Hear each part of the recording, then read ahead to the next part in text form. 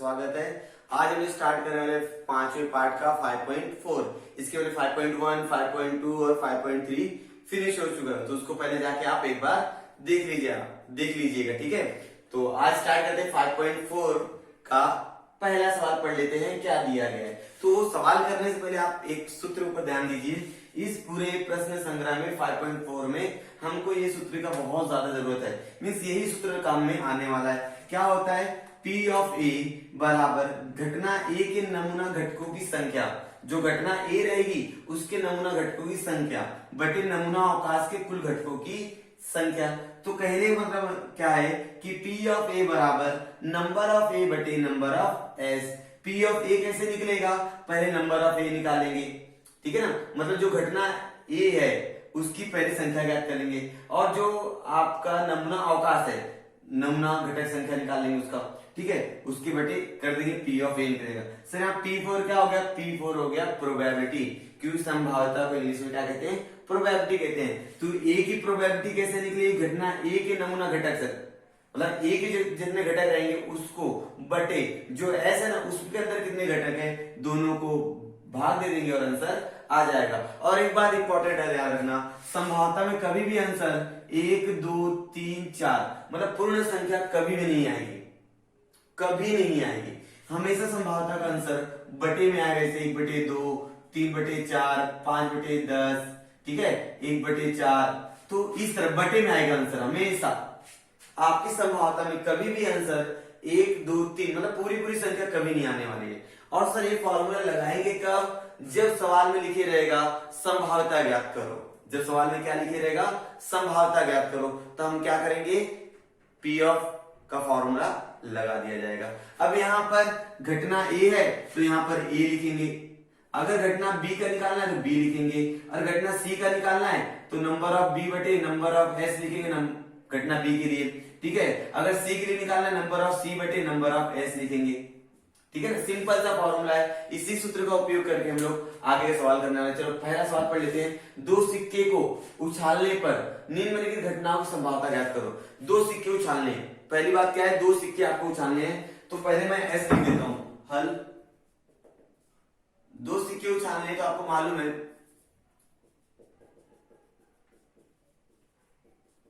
दो सिक्के उछालने पर, ठीक है, दो सिक्का उछालेंगे तो S क्या हो जाएगा हमारा? T H H T T T H, और यही होगा। जब दो सिक्के उछाले जाते आपको मालूम 4 आएगा, ठीक है। अब यहाँ पर क्या हो जाएगा? नंबर ऑफ S बराबर हो गया 4, ठीक है। अब घटना A क्या बोल रही है? घटना A क्या है? कम से कम एक चीज कम से कम एक चीज मिलना। कम से कम कितना चीज मिलना चाहिए? एक चीज। दो चीज चलेगा क्या? हाँ चलेगा, कम से कम एक चीज चाहिए आपको, ठीक है। कम से कम एक चीज, दो चीज चलेंगे तो देखो ये चलेगा क्या? हाँ सर चलेगा। ये चलेगा क्या? इसके अंदर भी चीज नहीं है, 1, 2 समझा। तो नंबर ऑफ A कितना हो जाएगा हमारे पास? बोलिए कितना जाएगा? 1, 2, 3, 3, ठीक है। तो P ऑफ A निकाल लेते अभी। देखो P ऑफ A बराबर होता है नंबर ऑफ A बटे नंबर ऑफ S, तो 3/4। तो हम लोग क्या बोले? कम से कम एक चीज मिलने की संभावना, कम से कम एक चीज मिलने की संभाव्यता 3/4 है। समझ में आ गया आप लोग को? समझा। अब इसका दूसरा क्या बोला इसने? इसको घटना B मान लेते। क्या मान लेते? घटना B क्या है? एक भी चित ना मिलना, एक भी चित न मिलना, ठीक है। एक भी चित नहीं चाहिए उसके अंदर, ठीक है ना। तो B क्या हो जाएगा? तो एक भी चित इसमें नहीं है, इसमें एक भी चित नहीं है, देखो TT है, तो हमारा TT आ जाएगा। समझा। तो नंबर ऑफ B क्या आ जाएगा हमारे पास? 1 आ जाएगा, ठीक है। P ऑफ B क्या आ जाएगा हमारे पास? नंबर ऑफ B बटे नंबर ऑफ S, 1/4। तो एक भी चित न मिलने की संभाव्यता 1/4 है। समझा है यहां तक? हाँ, पहला सवाल समझा? ठीक है, अब कर लेते हैं दूसरा सवाल। दूसरा सवाल क्या है, पहले मैं इसको मिटा देता हूं, ठीक है ना। चलो दूसरा सवाल क्या है, पढ़ ले। तो दो पासे एक ही समय फेंकने पर निम्नलिखित घटनाओं की संभावना ज्ञात करो।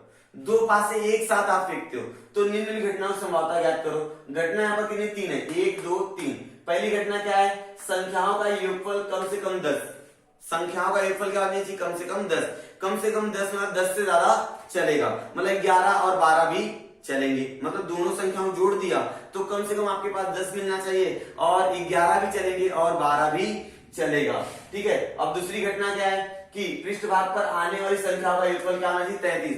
मतलब दोनों संख्याओं को जोड़ दिया तो कितना मिलना चाहिए? 33 मिलना चाहिए। ठीक है, ये घटना आपकी क्या होगी? बी हो गई। अब पहले पासे, तीसरी घटना देखो, पहले पासे की ऊपरी पृष्ठभाग पर आने वाली संख्या, जो पहला पासा है उसमें जो संख्या आ रही है, पहले पासे की संख्या दूसरे पासे की संख्या पर आने बड़ी है। मतलब पहले पासे की जो संख्या रहेगी वह दूसरे पासे की संख्या से क्या रहनी चाहिए? बड़ी रहनी चाहिए। ये आपकी घटना तीसरी हो गई। चलो पहले दो पासा उछालते हैं और उसका नमूना अवकाश लिखते हैं। हल,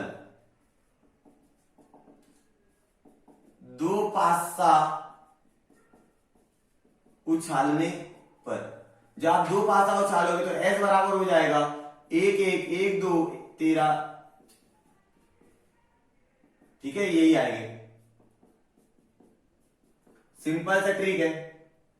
फिर यहां पर 16 हो गया ना, फिर 21 22 23 24 25 26। ठीक है, सब में कॉमन है क्योंकि दो पासे अलग है इसलिए कॉमन दे रहा हूं मैं। ठीक है ना। हाँ, 31 32 33 34 35 और 36।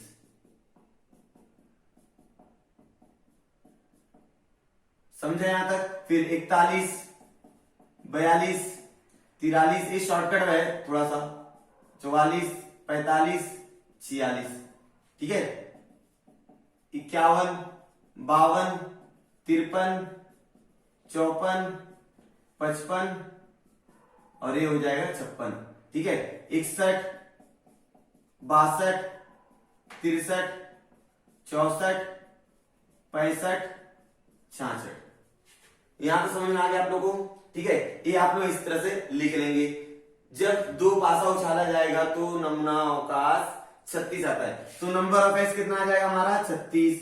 ठीक है, तो घटना ये लिख लेते हैं। ये क्या हमारा? संख्याओं का योगफल कम से कम 10 हो, तो क्या लिखेंगे यहां पर? संख्याओं का योगफल, योगफल कम से कम 10 हो। दोनों पास ही संख्या जोड़ दोगे तो कितना मिलना चाहिए आपको? 10 मिलना चाहिए, कम से कम 10। 11 चलेगा, 12 चलेगा। ठीक है, अब दोनों पास में छोड़ो तो यहां पर देखो 2 6, आखिरी संख्या तो 8 हो रहा है, 3 6 9 हो रहा है। अब पहली संख्या 4 से हो गई तो ए बराबर हो गया 4 6 और फिर 4 5 9 हो गया, 5 5 10 हो गया, 5 6 कितना हो गया? 11 हो गया। फिर ठीक है, फिर 6 4 क्या हो गया? 10 हो गया, 6 5 क्या हो गया? 11 हो गया, फिर 6 6 क्या हो गया? 12। चलेगा क्या 12? हाँ सर चलेगा, 10 से छोटा नहीं रहना चाहिए बस।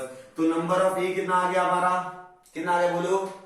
1 2 3 4 5 6 आ गया। पी ऑफ ए कितना हो जाएगा आपका? नंबर ऑफ ए बटे नंबर ऑफ एस कितना आ गया? 6 बटे 36, 1 बटे 6, 6 कम 6 6 36। तो संख्या का योगफल कम से कम 10 प्राप्त होने की संभावना 1 बटे 6 है। ठीक है, अब बी घटना क्या माने? दूसरी वाली घटना को बी मान लेते हैं। क्या है? पृष्ठ ऊपर संख्या का योगफल 33 हो। क्या हो? संख्या, मेरी बात ध्यान सुनना, जो आखिरी संख्या 6 6, ये दोनों को जोड़ दो तो कितना हो जाएगा? 6 और 6 12। तो यहाँ पर तो 33 हो रहा है, तो 12 से बड़ी संख्या तो हमारे पास है ही नहीं, तो 33 कहां से आएगा? तो इसलिए यहाँ पर क्या हो जाएगा? बी हमारा जो रहेगा वो क्या रहेगा? रिक्त समुच्चय रहेगा। तो नंबर ऑफ बी हमारा हो जाएगा 0। पी ऑफ बी हमारा हो जाएगा कितना? बोलिए 0 बटे नंबर ऑफ बी बटे नंबर ऑफ एस। जब यहाँ पर बी रहेगा तो नंबर ऑफ बी रहेगा 0 बटे 36, हमारा आंसर आएगा 0।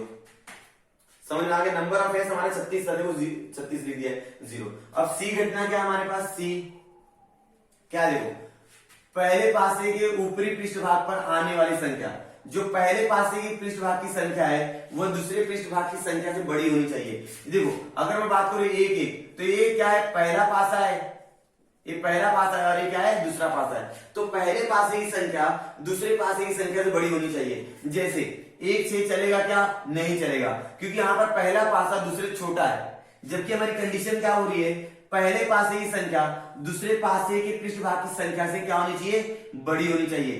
तो हमारे पास क्या चलेगा जी, 2 6 तो चलेगा नहीं, 3 4 भी नहीं चलेगा, 3 6 भी नहीं चलेगा, ठीक है।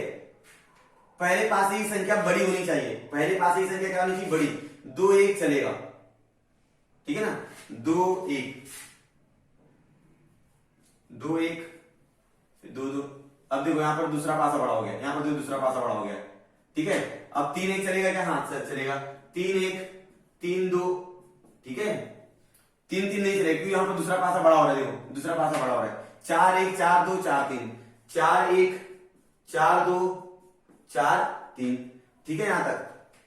हाँ अब 4 4 नहीं चलेगा क्योंकि पासा बड़ा होने लग गया है। 5 1 5 2 5 3 5 4, 5 1 5 2 5 3 5 4, ये हो गए, ठीक है। 5 5 नहीं चलेगा क्योंकि अभी दूसरा वाला पासा क्या हो रहा है, बड़ा हो रहा है। अब 6 1 6 2 6 3 6 4 6 5, ये पूरे चलेंगे।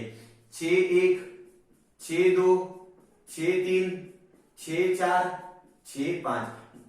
इसका मतलब समझे आपको, पहले पासे की जो संख्या रहेगी वो दूसरे पासे से बड़ी होनी चाहिए। मैंने यहाँ पर लाइन लिखी नहीं है, आप लिख डालेंगे, ठीक है। यहाँ पर आप घटना लिखेंगे तो नंबर ऑफ सी कितना हो जाएगा, जोड़िए गिनिए तो इसको, 1 2 3 4 5 6 7 8 9 10 11 12 13 14 15, तो कितना आ गया 15। पी ऑफ सी कितना हो जाएगा बोलो तो, number of C, number of C बटे नंबर ऑफ एस, तो 15 बटे 36। नंबर ऑफ सी कितना आया, 15 आया।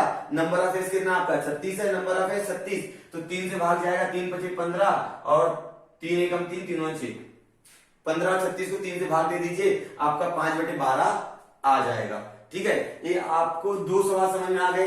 ये पहला सवाल हो गया था, ये दूसरा सवाल एकदम आसान है, कोई भी शर्त ना समझे तो मुझे बताइएगा। अब तीसरा सवाल देख लेते हैं, ठीक है। तीसरा सवाल हल करते हैं। तीसरा सवाल पहले पढ़ लेंगे हम लोग। एक बक्से में कितने टिकट है, 15 टिकट है। कितने टिकट है, 15। प्रत्येक टिकट पर 1 से लेकर 15 में से एक संख्या लिखी गई है। उस बक्से में एक टिकट यादृच्छिक पद्धति, मतलब यादृच्छिक पद्धति से निकाली गई तो टिकट की संख्या सम संख्या, पहली घटना क्या है, सम है। तो भाई हल कर लेते हैं। तो एस क्या रहेगा, आपके पास कितने टिकट है, टोटल 15 है, और हर एक टिकट पर 1 से लेकर 15 तक का क्या लिखा गया, अंक लिखा गया है। तो मैं क्या बोलूं, 1 2 3 4 5 6 7 8 9 10 11 12 13 14 और ये 15, ठीक है। तो नंबर ऑफ एस हमारा कितना हो जाएगा, 15 हो जाएगा। तो घटना ए क्या हो जाएगी, हमारी संख्या क्या है, सम संख्या हो, क्या हो, सम संख्या। तो ये बराबर बोल दो, संख्या सम होनी चाहिए। सम मतलब जिसके इकाई स्थान पर 0 4 6 8 और ये सारी संख्याएं आए तो उसे क्या कहा जाता है, सम संख्या, मतलब 2 के पहाड़े मारने वाली। देखो 2 4 6 8 10 12 14, ठीक है।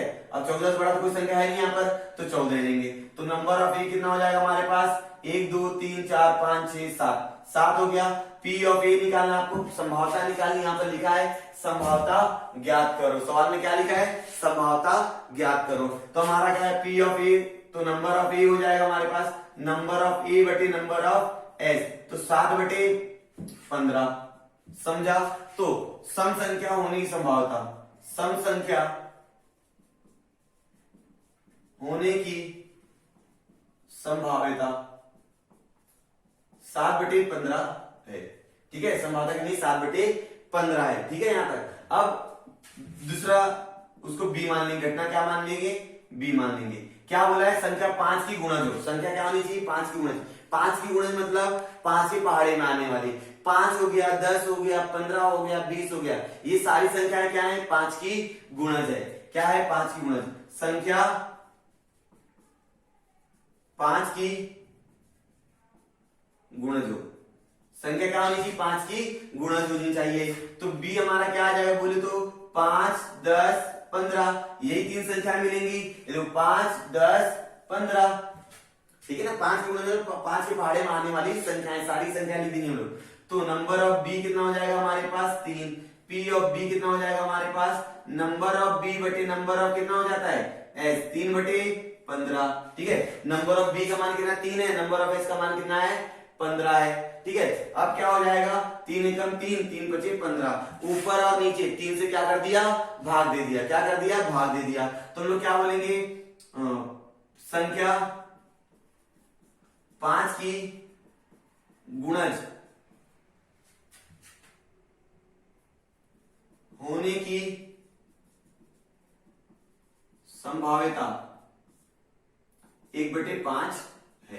तो यहां तक सवाल समझ में आया आपको। ये हमारा क्या होगा पूरा सॉल्यूशन हो गया 1 2 3, 3 सवाल का सॉल्यूशन हो गया। अब हमारे पास 2 सवाल बचे हुए, चौथा और पांचवा। मैं उनको लिख लेता हूं, फिर हम लोग उस सवाल को भी हल करना स्टार्ट कर देते हैं। चलो, और क्वेश्चन नंबर 5 लिख दिया है, ठीक है। तो हमने क्वेश्चन नंबर 4 पहले पढ़ लेता हूं, फिर उसको हम लोग क्या करते हैं हल करते हैं। अंकों की पुनरावृत्ति न करते हुए 2, 3, 5, 7, 9 अंकों से 2 अंकों वाली संख्या बनाई गई हो तो निम्नलिखित घटना की संभावना ज्ञात करो, ठीक है। हमको अंकों की पुनरावृत्ति करनी है क्या, नहीं करनी। पुनरावृत्ति मतलब रिपीटेशन। इसके पहले वाले वीडियोस में भी आपने देखा रिपीटेशन नहीं चलेगा। और हमारे पास संख्या क्या है 2 है, 3 है, 5 है, 7 और 9 है। और इन अंकों का उपयोग करके, इन अंकों की सहायता से हमको 2 अंक वाली संख्या तैयार करनी है, ठीक है। 2 अंक वाली संख्या तैयार कर लेंगे, उसके बाद घटना हो जाएगी। वह संख्या क्या होनी चाहिए विषम।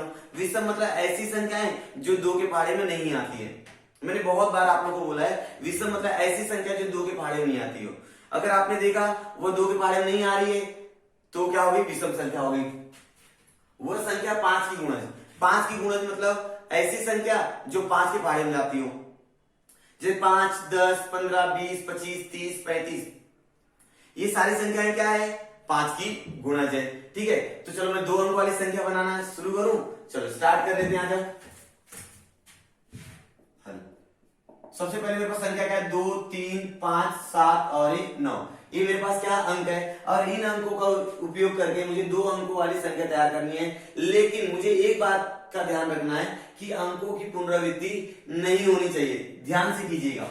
चलो s बराबर, चलो तो क्या हो जाएगा 23, 25, 2 का 3 के साथ, 2 का 5 के साथ, फिर 2 का 9 के 7 के साथ 27, फिर 2 का 9 के साथ 29, ठीक है। अब 2 की बारी खत्म, अब 3 का 2 के साथ 32, अब 3 का 3 के साथ नहीं होगा, अंकों की पुनरावृत्ति नहीं करना। 3 का 5 के साथ 35, 3 7 37, 3 9 39, ठीक है।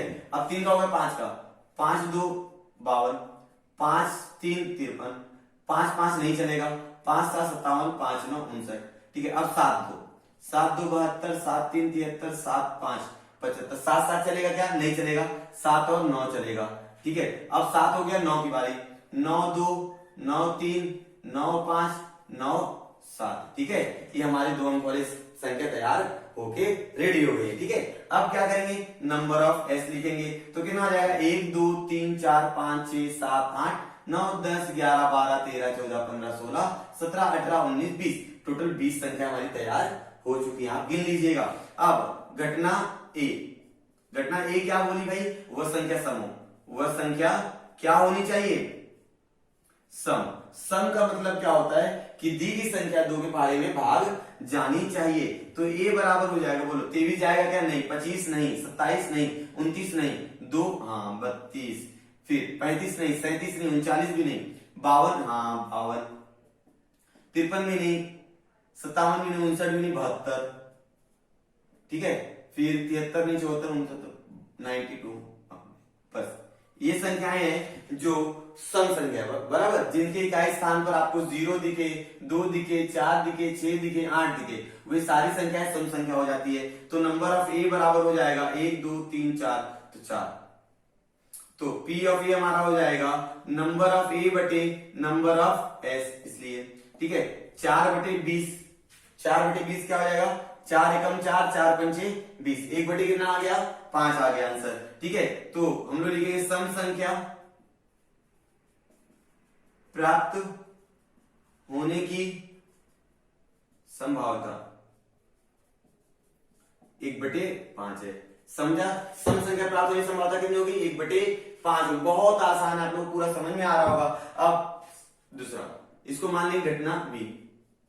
घटना क्या मान लेंगे? बी मान लेंगे। क्या है? वह संख्या 5 की गुणा जो, वह संख्या 5 की क्या हो? गुणज हो। 5 की क्या होना चाहिए? गुणज होनी चाहिए। दी गई संख्या 5 की गुणज होनी चाहिए। 5 की गुणज मतलब वो संख्या 5 के पहाड़े में आनी चाहिए। ठीक है? 25, यस सर, ठीक है, बी। 25 चलेगा, हाँ। 35, हाँ।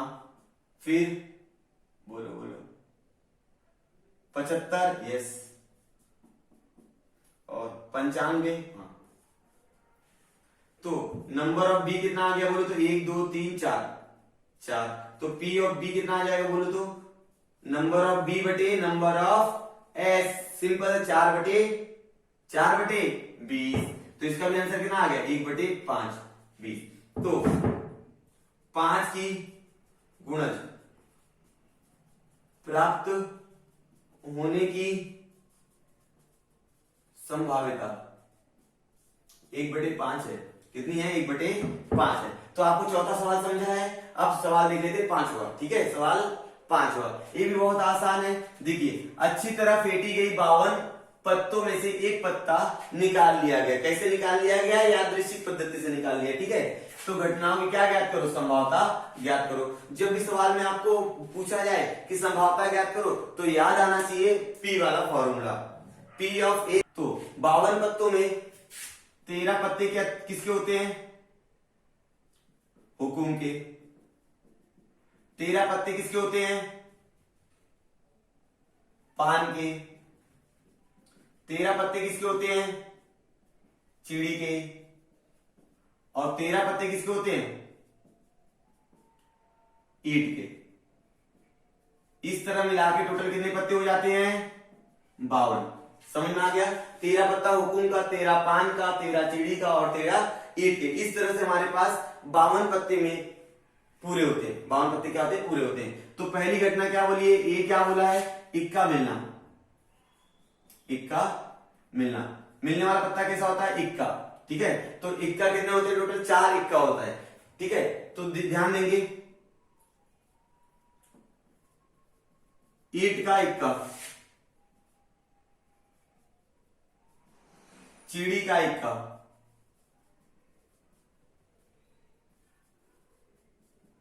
पान का इक्का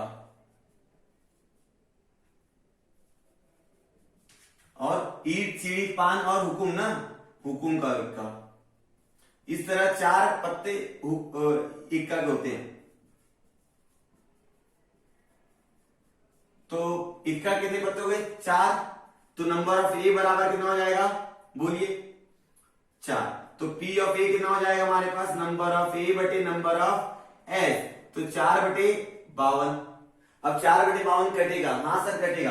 कैसे कटेगा? 4 एकम 4, 4 एकम 4।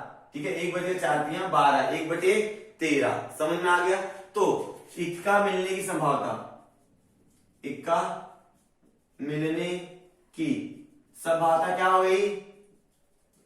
संभावना क्या हो गई? 1/13 है। क्या है? 1/13 है। अब क्या हो जाएगा? दूसरा सवाल, उसको घटना क्या बोलते हैं?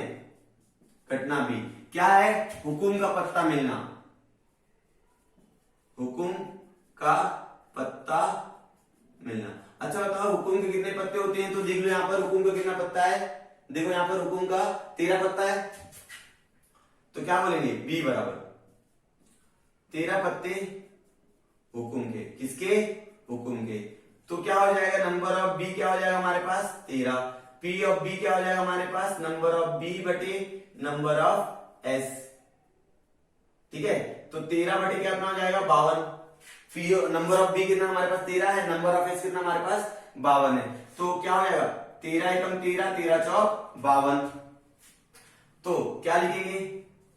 हुकुम का पत्ता मिलने की संभाव्यता, क्या लिखेंगे? संभाव्यता कितनी होगी? संभाव्यता 1/4 है। मतलब 1/4 उसकी संभावना रहेगी रुकूंगा तब तक मिलने की। तो आपको क्वेश्चन नंबर 4 और क्वेश्चन नंबर 5 दोनों समझा है, इसलिए मैं अभी तक मतलब हमारा पांचों जो लेसन है वो पूरा हो गया है। 5.1 पूरा कर दिया, 5.2, 5.3 और 5.4 भी हमारा क्या हो गया है, कंप्लीट हो गया है। तो मैं सिर्फ आपको एक सवाल यहाँ पर होमवर्क के लिए रूप में देना चाहता हूँ। तो क्या है, किसी एक बैग में 3 लाल गेंद है, 3 सफेद गेंद है और 3 हरी गेंदे हैं। 3 लाल, 3 सफेद, 3 हरी गेंदे हैं। और पहली घटना क्या है, निकाली गई गेंद कैसी होनी चाहिए, लाल होनी चाहिए। निकाली गई गेंद लाल रंग की न हो और निकाली गई गेंद लाल या सफेद होना चाहिए। तो इस सवाल को आप क्या करो, हल करोगे और इसका जो आंसर आएगा वो मुझे कमेंट करके नीचे बता दो। मैं